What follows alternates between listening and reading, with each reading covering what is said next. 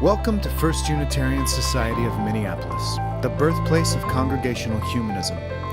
We carry on that tradition of free thought today, dedicated to promoting a free search for truth, meaning, and justice. Our web address is firstunitarian.org. Thank you for joining us.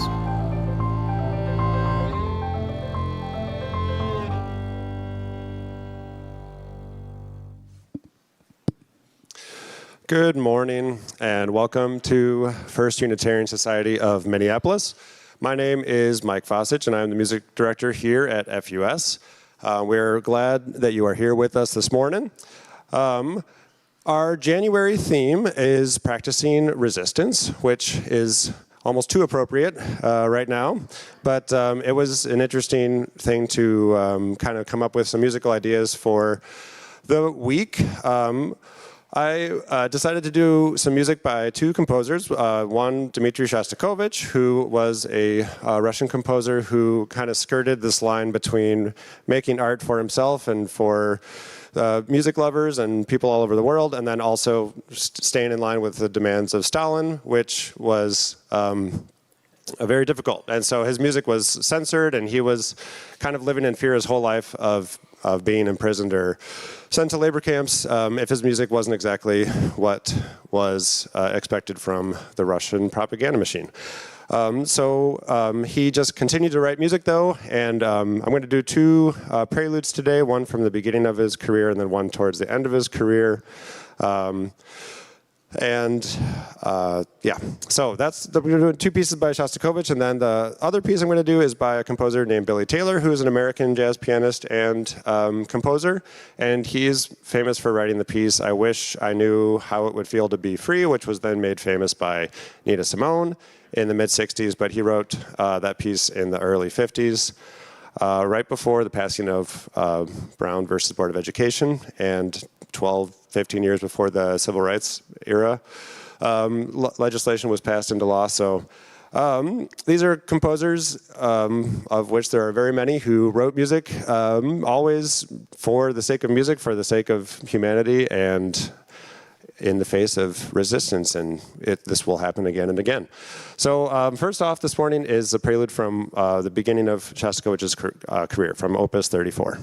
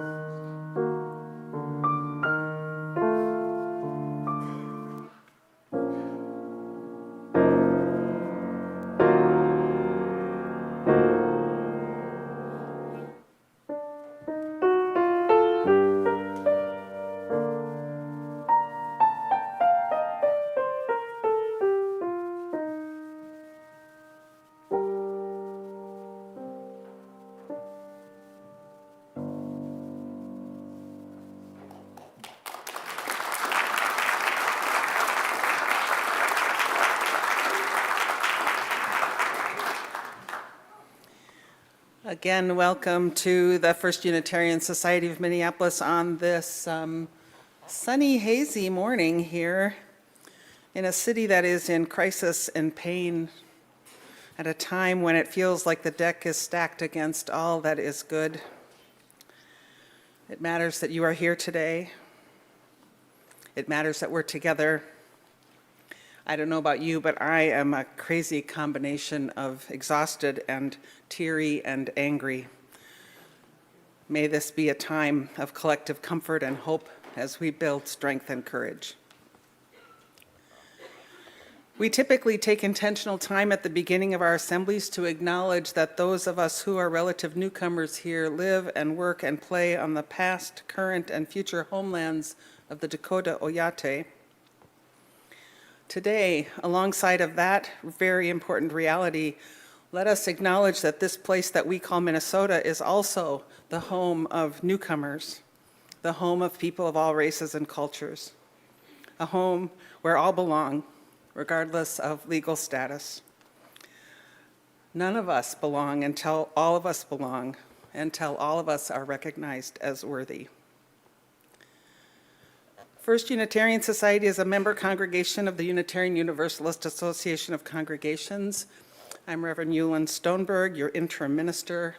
I use she, her pronouns. If you are here for the first time, well, we are just really happy that you made your way here. I look forward to getting to know you. Please join us for our weekly mini meal in the lower assembly hall after this service, and also feel free to ask any questions of those sitting near you. We really want to warmly welcome you. And if you want to get on our list for regular updates, afterwards you can stop by the office to sign up to receive our e-newsletter, and then join us anytime in whatever ways work for you. After what seemed like a long holiday hiatus, Ethical Explorers and Coming of Age programming has resumed today. They're in their typical rooms, which are listed on the calendar stand inside the front entry. And we are always a multi-generational community, and we welcome all ages here in the Assembly Hall. There's a dedicated space for families and kids. It's situated near the sound booth, near the windows over here. And childcare is available for the littles, if you so choose, and that's down the hall to your left as you exit this space. So now I invite you to turn to one another in greeting, maybe especially reaching out to someone you don't know yet. The folks online are right behind that camera if you want to give them a wave. And if you'd like, there'll be a QR code on the screen to access an order of service. We're using the Gray Songbook today, so if you want to grab one, that's a good time to do that too. Welcome, everybody.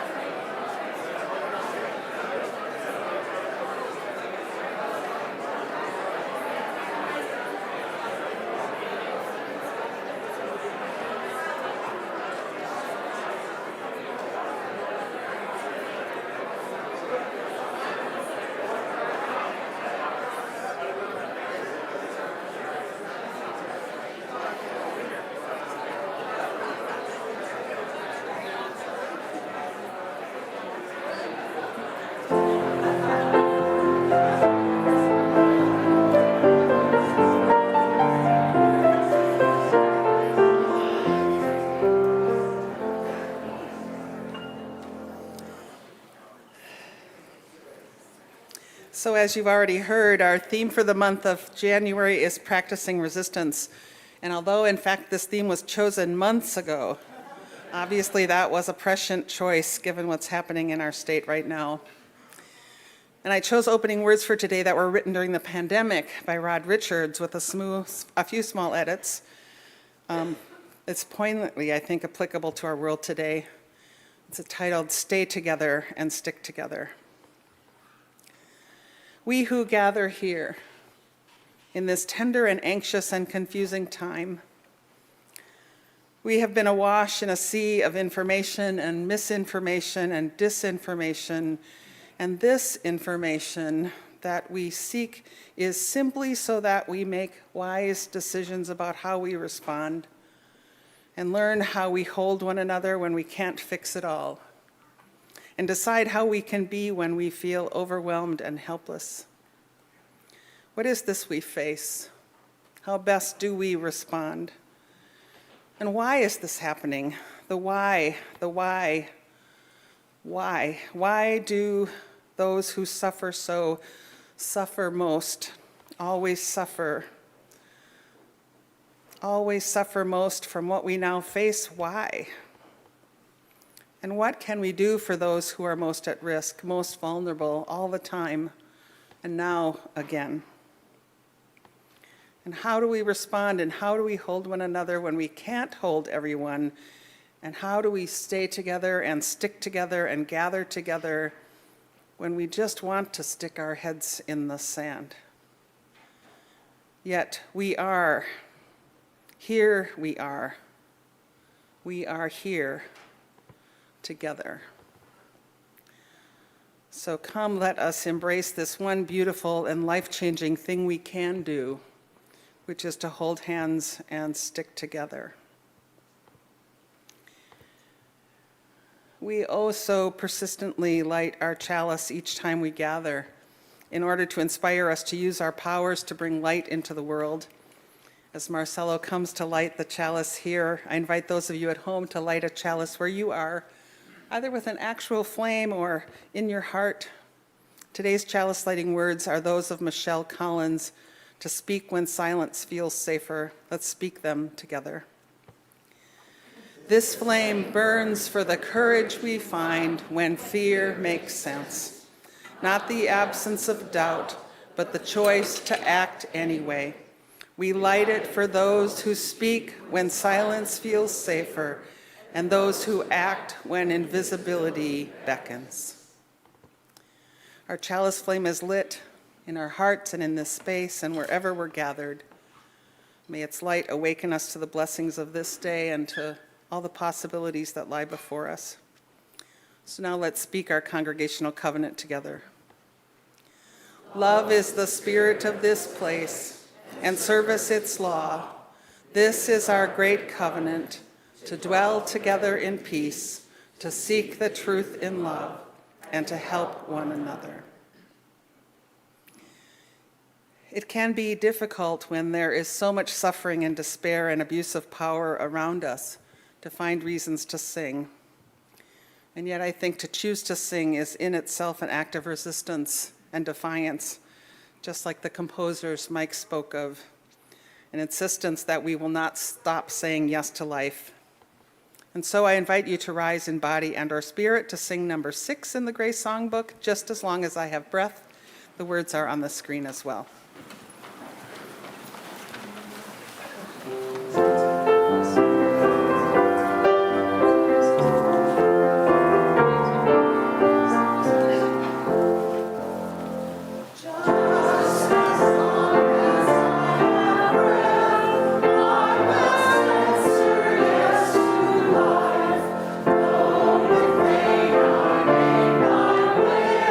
Still with hope on me.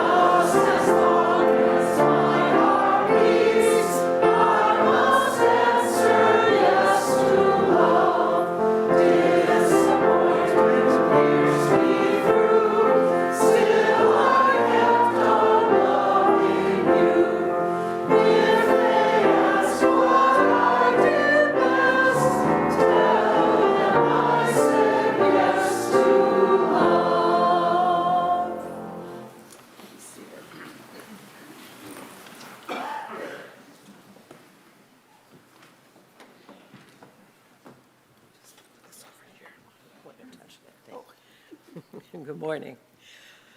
As you know, First Unitarian is a congregational humanist community. We are here for each other, our neighbors, our planet, and one manifestation of that is our caring team. My name is Judy Hornbacher, and I am a member of that team. Joy and sadness, celebration and hardship exist in our lives, coexist in our lives. If at any time there's something in your life that you'd like to share with the care team or with this community, or if you need some support and would like a visit, please call the FUS office and send a note. I know you'll get this right off the bat. Joys and Concerns, firstunitarian.org, or click on the link provided in the Friday Update newsletter.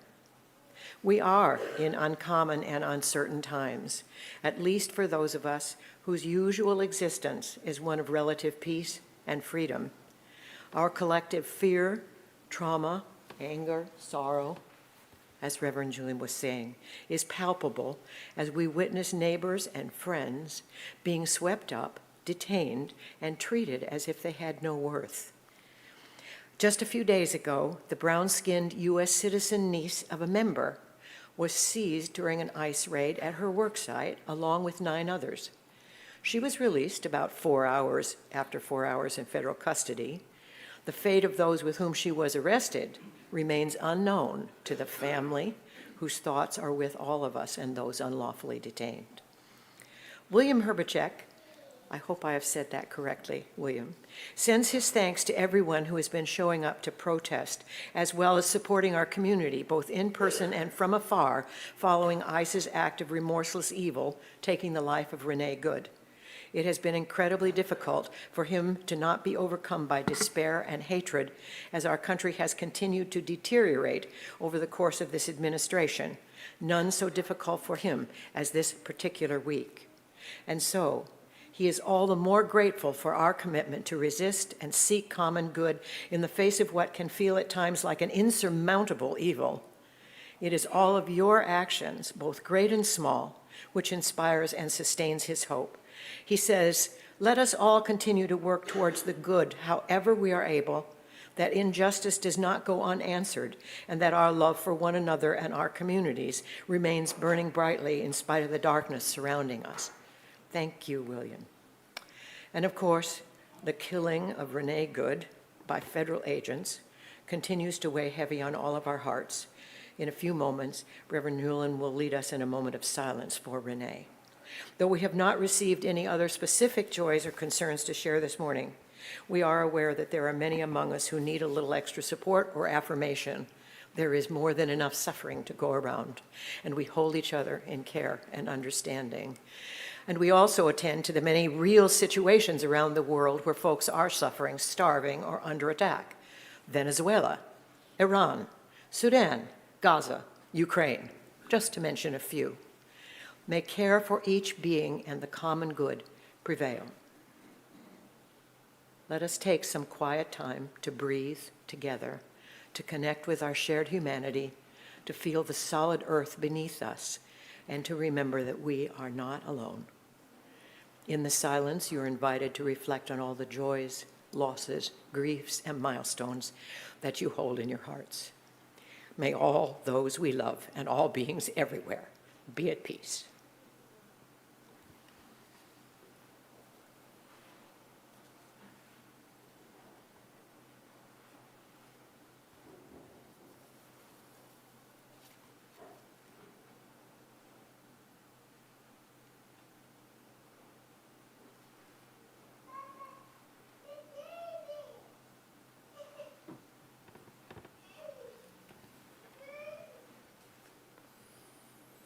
And now, as you're willing and able, I invite you to stand for a minute of silence to honor the precious life of Renee Nicole Macklin Good. May her memory inspire more justice, more deep compassion for each and every precious human life.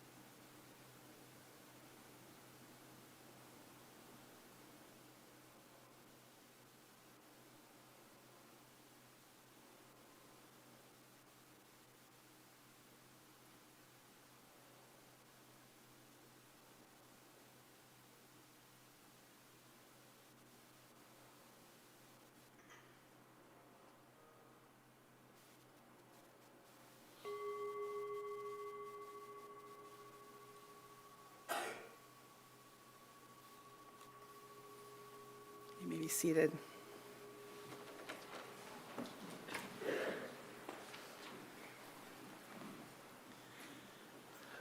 Before we sing of breathing, today especially I want to share this poem by Lynn Unger called Breathe. Breathe, said the wind. How can I breathe at a time like this when the air is full of the smoke of burning tires, burning lives? Just breathe, the wind insisted.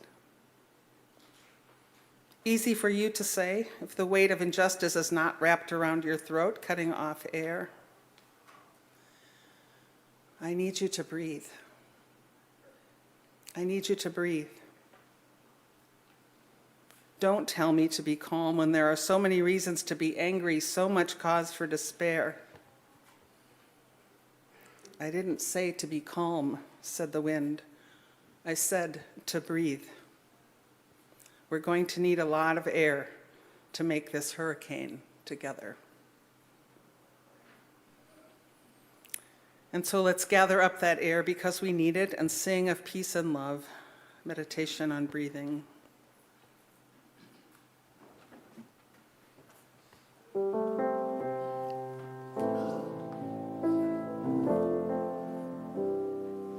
When I breathe in, I'll breathe in peace. When I breathe out, I'll breathe out love. When I breathe in, I'll breathe in peace. When I breathe out, I'll breathe out love. When I breathe in,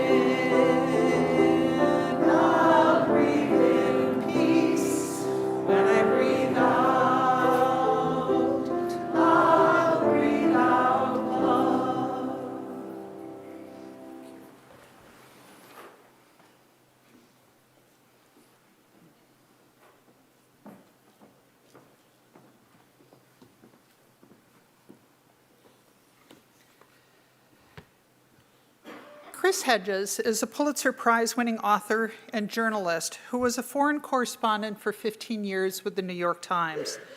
He publishes the online Chris Hedges Report, and what I am sharing comes from his September 2024 post titled "The Cost of Resistance."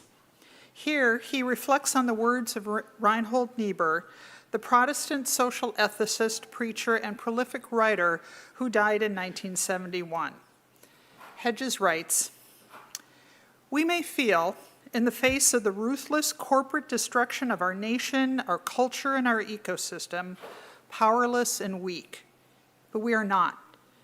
We have a power that terrifies the corporate state.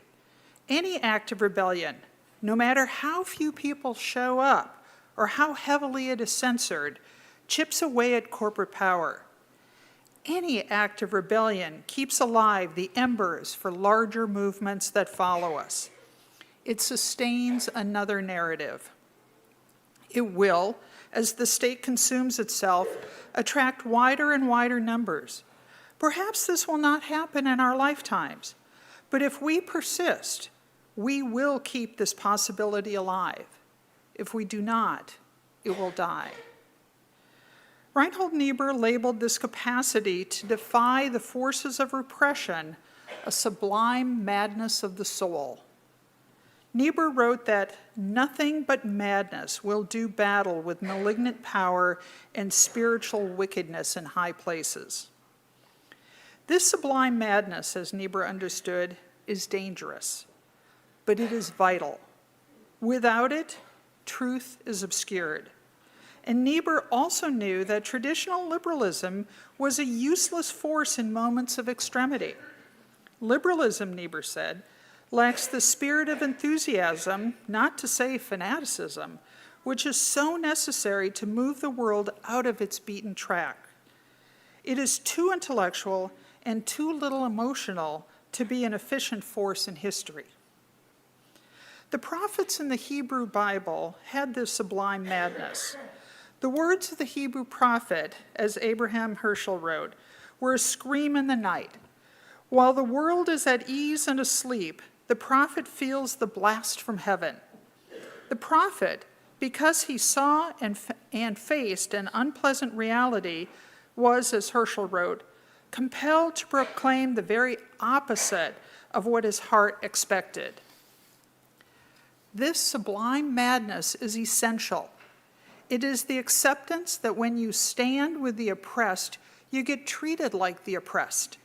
It is the acceptance that, although empirically all that we struggle to achieve during our lifetime may be worse, our struggle validates itself.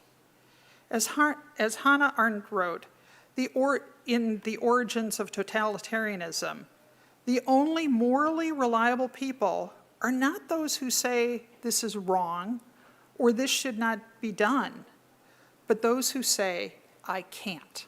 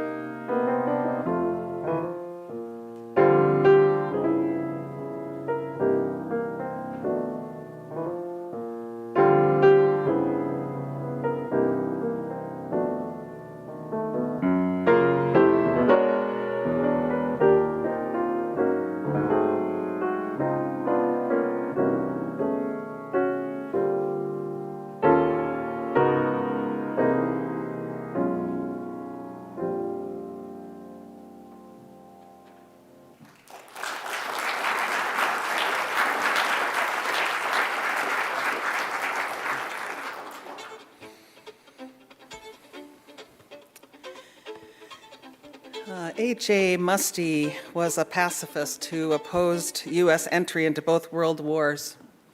He had a long history of activism and leadership in labor causes and civil rights and war resistance, and was a strong proponent of nonviolent direct action, Musty died in 1967. The story is often told that a reporter encountering Musty outside of the White House asked him, "Do you really think you're going to change the policies of this country by standing out here alone at night with a candle?" And Musty replied softly, "Oh, I don't do this to change the country. I do this so the country won't change me." To be honest, if this were an encounter I was involved in, I have to admit that I'd likely play the reporter role. I am inclined too often to wonder how good our efforts are, what difference we can make when we are standing, as it were, in front of the fortresses of power. I want there to be something more obviously and immediately successful to do. I want to be able to measure the outcomes of my effort and to be able to see that I accomplished something. And it is this affliction that I am trying to address today. In preparing for today, I felt like I was grasping at straws for hope, looking for openings, little bits of light, any kind of wisdom that might help me, and potentially you, in trying to find a way through this time, or to put it into some structure of meaning. Try to figure out how to create a framework around this craziness that makes any sense, and it's not an easy thing to do. And multiple bits of songs and poems and writings from various sages came to me, and so I share these things with you. First, it was the old Frank Sinatra song, "High Hopes," that kept going through my head. Some of you probably are familiar with it. So anytime you're feeling low, instead of letting go, just remember that ant. Oops, there goes another rubber tree. Yeah, I can remember actually seeing an animated version in my childhood. It might have been on Captain Kangaroo or something, with an image of this little ant just trying to push over this huge rubber tree. I don't really know why the ant wanted to push over the rubber tree, but the message was that the impossible happens if we believe and keep trying. That was the message. Potential, success, and quantifiable achievements are really great motivators and inspirations. At least they are for me. But what if success is not the point? What if there's another goal entirely? What if thinking that success is even possible, which in this case would perhaps be a society of justice and freedom and compassion for all the time, everywhere, all the time, all places, always, justice and freedom and compassion, if that was the goal, what if that is a fool's errand? Where would that leave us? The lack of any or all of those things, justice, freedom, compassion, really is just suffering by another name. Suffering is the human condition, which is a reality wisely embraced by Buddhism and also well expressed by Ursula Le Guin in The Dispossessed, an Ambiguous Utopia. There she puts it this way, speaking of suffering: it exists. It's real. I can't pretend that it doesn't exist or will ever cease to exist. Suffering is the condition on which we live, and when it comes, you know it. You know it as the truth. Of course, it's right to curse diseases, to prevent hunger and injustice, as the social organism does.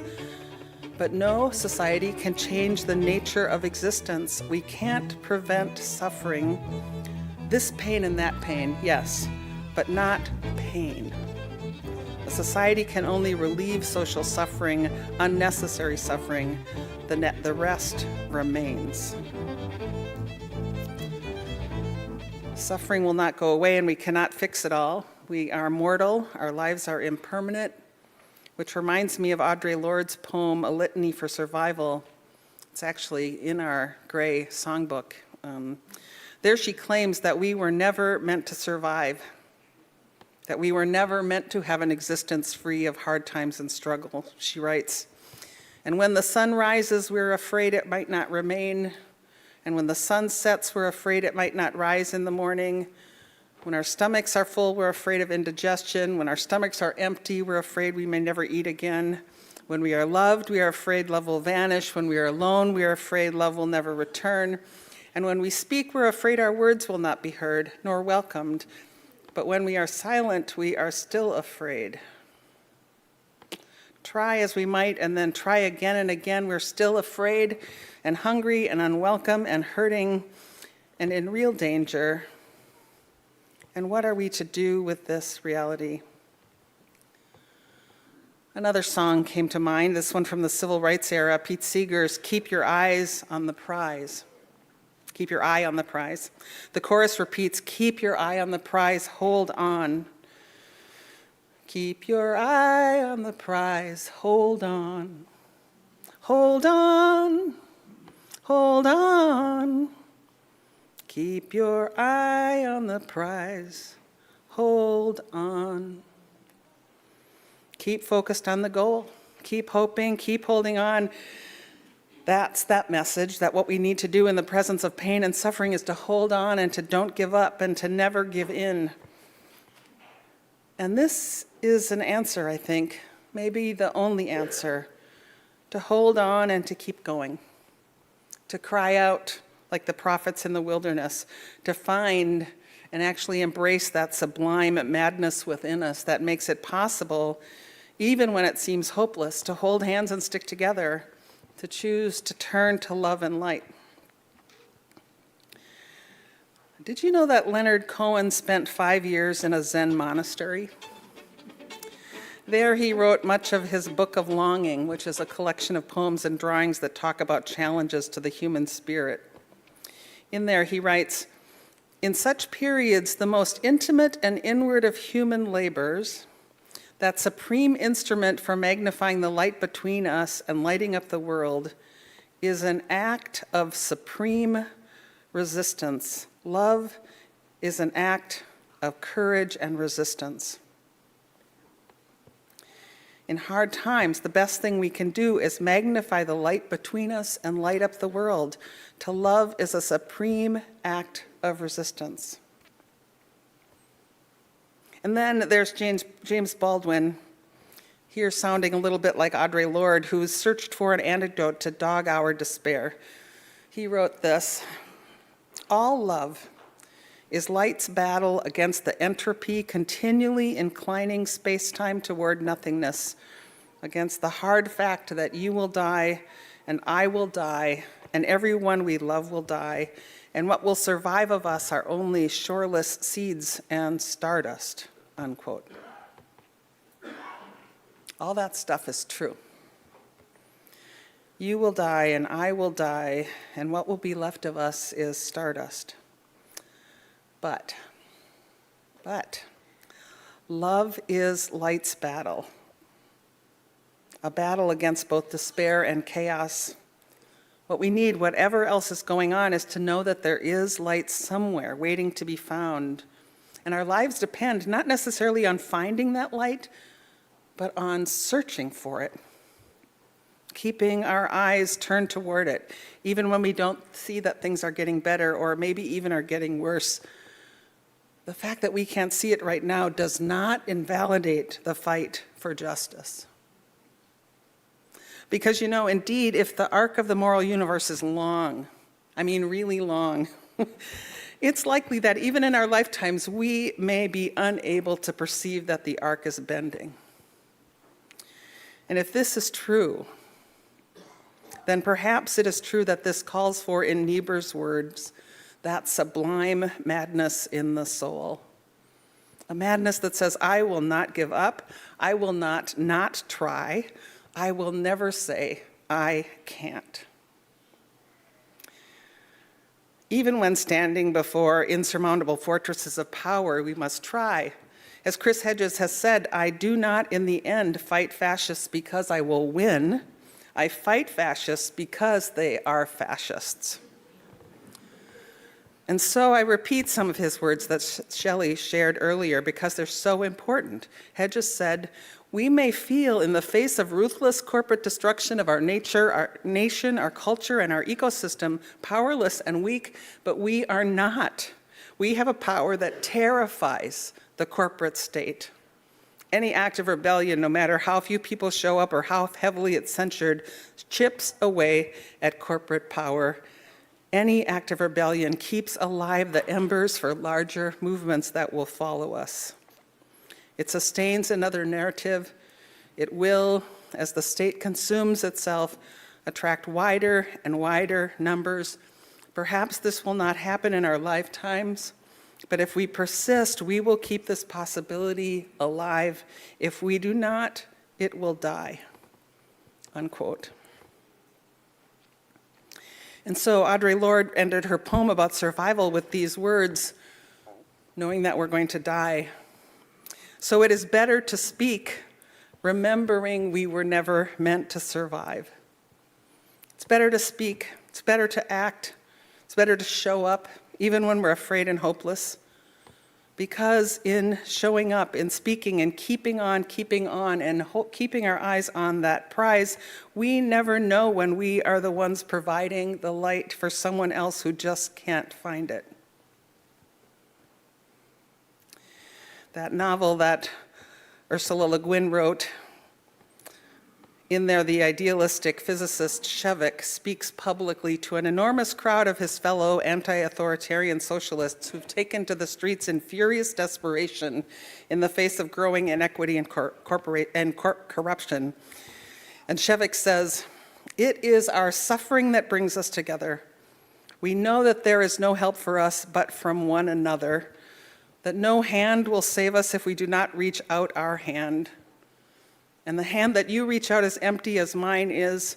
All you have is what you are and what you give," unquote.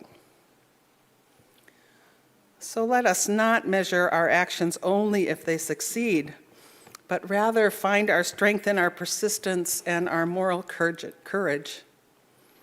If at first we don't succeed, the only answer really is to try again and to keep trying, to keep fighting, to keep holding out our candles in the darkness, to keep loving, not because we will succeed in building the perfect world, but because what matters are the choices we make to struggle against the forces of evil and to hold out that light and love to each other. To choose otherwise is to fall into despair. To choose otherwise is to give up on life itself. I'd like to close with some excerpts from the statement that Renee Good's wife shared with NPR on Friday. After talking about their choice to move to Minnesota and all the hope and love they found here, she said this: "Renee lived by an overarching belief. There is kindness in the world, and we need to do everything we can to find it where it resides and to nurture it where it needs to grow. We are here to love each other, care for each other, and keep each other safe and whole. And we can honor her memory by living her values, rejecting hate and choosing compassion, turning away from fear and pursuing peace, refusing division and knowing we must come together to build a world where we all come home safe to the people we love." So, if here at First Unitarian, if at first we don't succeed, we persist in choosing compassion, pursuing peace, and coming together in love. May it always be so.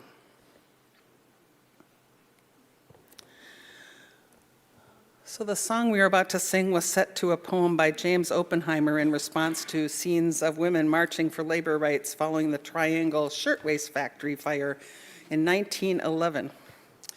The phrase "bread and roses" originates from that movement and refers to the notion that a political movement whose demand is mere subsistence, suffers from a poverty of the imagination, that survival is just not enough. Today we fight for the right for all to live as whole persons, to live in peace, but not to simply exist, not to simply have food to eat, but also to enjoy music and beauty and loving companionship, to be able to leave whole and authentic and fulfilling lives and come home safe to those we love. And so we sing. Through the hard times, in spite of what seems insurmountable, we sing and we march. So please rise in body and or spirit to sing number 109, As We Come Marching, Marching, which is also known as Bread and Roses. We're going to sing verses 1, 3, and 4. And note that we're going to use the tune that was written by Mimi Farina, popularized by Judy Collins. So if you're reading music in the songbook, it won't look like that.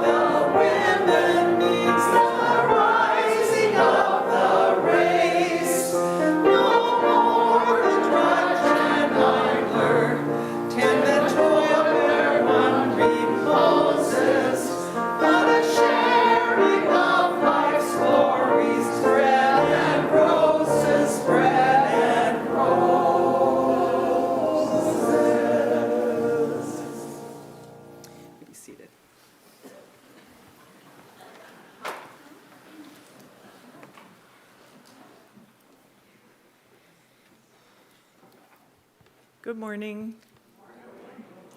My name is Heather Martens, and I am currently the chair of your Board of Trustees at FUS. And I have a little bit more to the asks today. We're under siege by ICE in this community, and as a result, there are many mutual aid requests for families who are afraid to leave their homes at all. And as part of the ask today, if you'd like to give to the minister's discretionary fund, make a note of that in your donation. You will be able to help contribute to those as they come up. And a lot of the requests are things like groceries and rent. So that's one option for you. And if you've ever wondered what you would have done in Germany in 1933, I think you have your answer. That's whatever you do now. But it's really hard to know what to do. So this is why I'm doing a presentation today at 12:15 in the Chalice Room.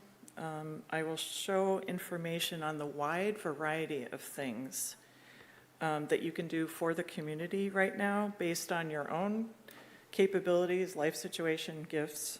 And I'll be using really excellent materials prepared just this past week by the Minnesota UU Social Justice Alliance. It won't be online, so those of you online, if you want the materials, please email office@firstunitarian.org.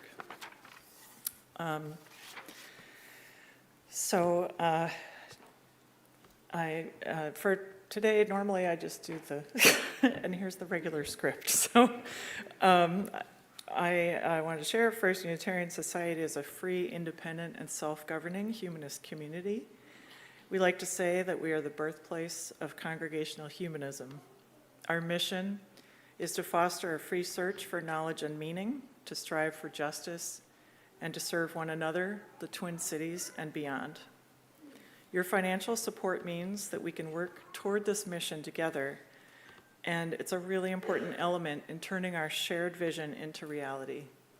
For example, today's mini meal donation, as you'll hear more about later, supports the work we do in offering a free community meal for those in need. The baskets will be passed in just a moment, and the QR code on the screen will take you to our online giving form, or you can go to our website, firstunitarian.org, and designate how you'd like your donation credited. You can also stop by the office or mail in your donation. I invite you to give generously and joyfully as you are willing and able. Thank you.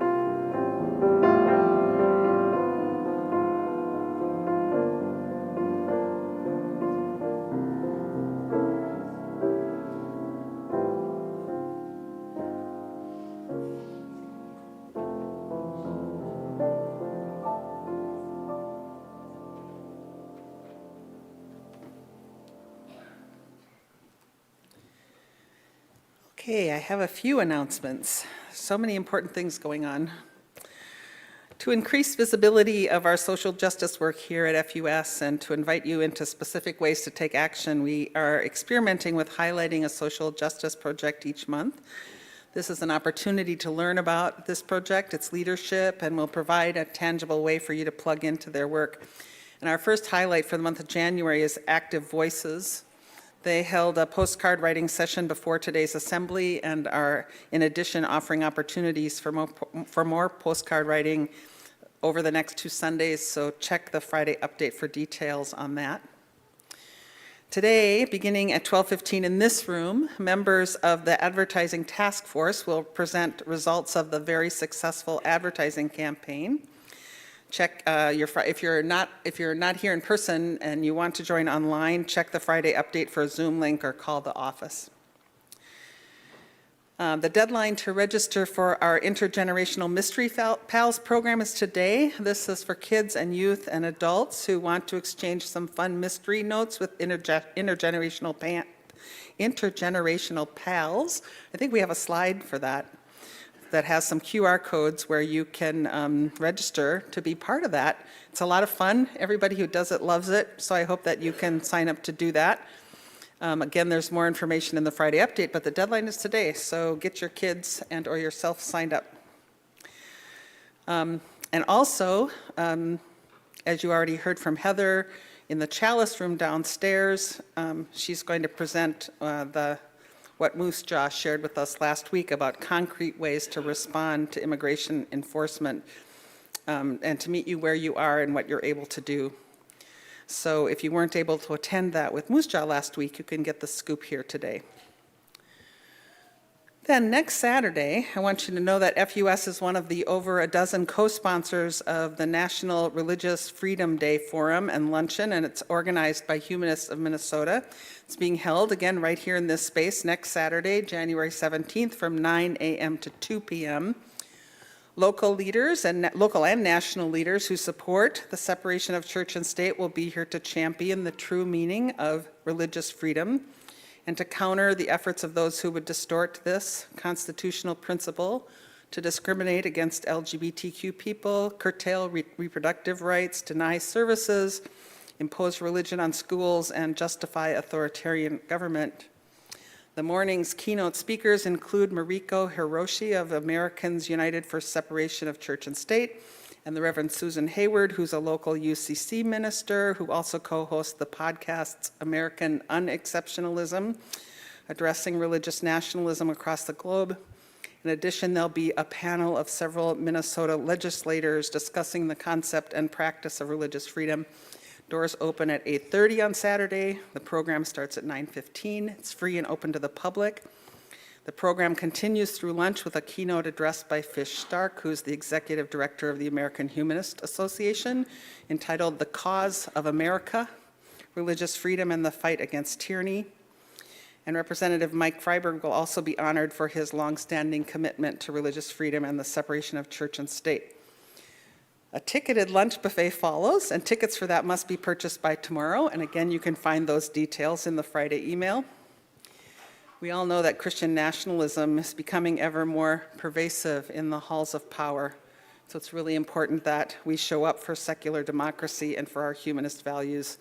So please try to come for all or part of this important program next Saturday.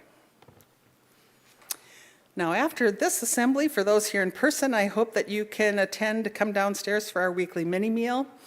This week is the first that our new food hospitality director, Bill McGew, is preparing for us. It celebrates his Louisiana roots. So it includes Cajun chicken and andouille jambalaya, ratatouille, creamy cheese polenta, and jicama coleslaw. Wow, and also some grab-and-go sandwiches. So be a great lunch. Note that this is a great time to consider being a kitchen volunteer, so talk to Bill downstairs if you're interested. This is indeed the Sunday once a month when half of our Sunday kitchen volunteers join forces with those at Plymouth Congregational and St. Mark's Cathedral to provide a meal for folks in our community who might otherwise go hungry. And as you've heard, I'm sure, we are needing to serve more people than ever before. So what you donate for lunch downstairs goes directly toward our efforts to provide that free second Sunday dinner at Plymouth Congregational for those in need. So please give generously. Whew. So now, let's close with a touch of beauty. You know, some of those roses that we desperately need. Mike.